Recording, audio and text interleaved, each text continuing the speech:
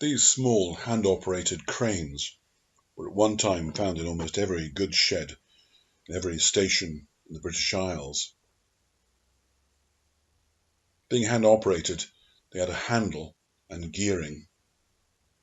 You can also see on the remains of this one that there was a friction brake working on a drum.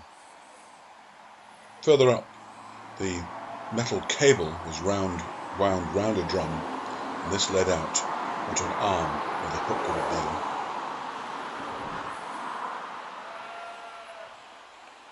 This example is lying at Erwood station. Probably didn't come from here, but there was a restoration project taking place at this site at one point.